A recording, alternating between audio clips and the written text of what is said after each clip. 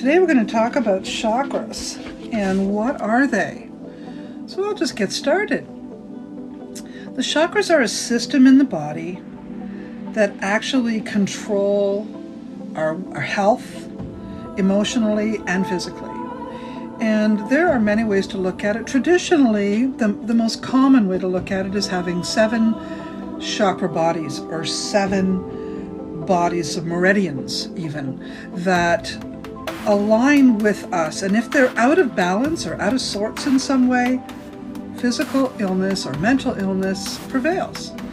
So by making sure your chakras are balanced and centered, and if they're going in the right direction, then you're going to be feeling well. If one of them are blocked or one of them is spun in the wrong direction, it's going to make you feel out of sorts. There's going to be a problem. Do you have any of the following things happening to you? And if so, pipe up and let me know.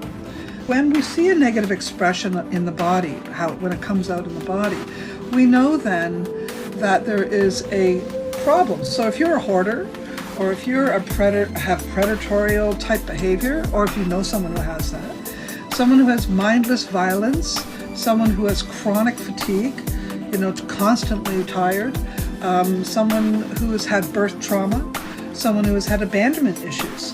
If that is part of anyone you know or yourself, addiction might be compulsive disorders, alcoholism, sex disorders, second chakra or sacral chakra.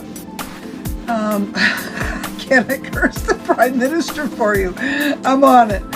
Anyways, okay, the second chakra is the negative expression would be fear and fighting. So that was a good time to ask that, but you made me laugh.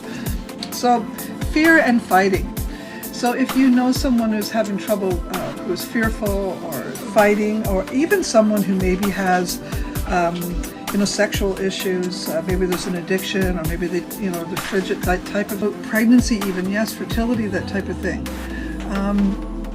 So if you want to get pregnant, you have to make sure your sacral area is healthy, is working well. And this goes for men too, because if men are carrying these problems, it still will affect their ability to produce, okay?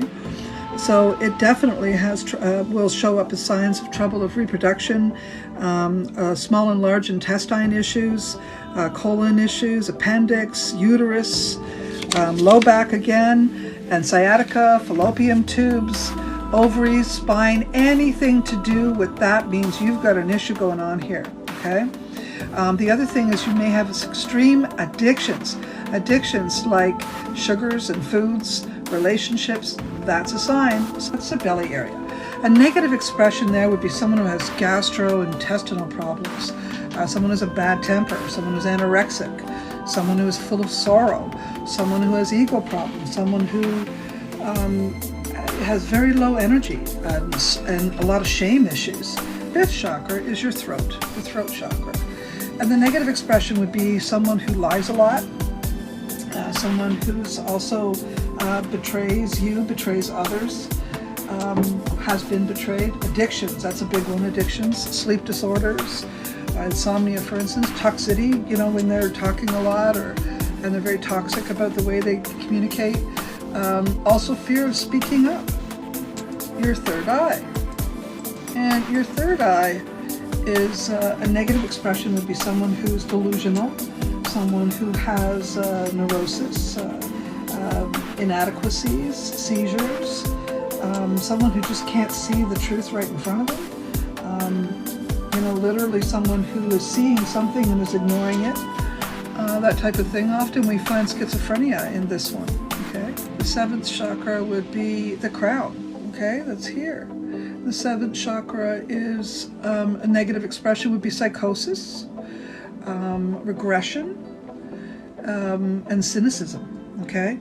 Also someone who maybe pretends to be spiritual but really is not. I make my own charts, just so you know. See, these are mine.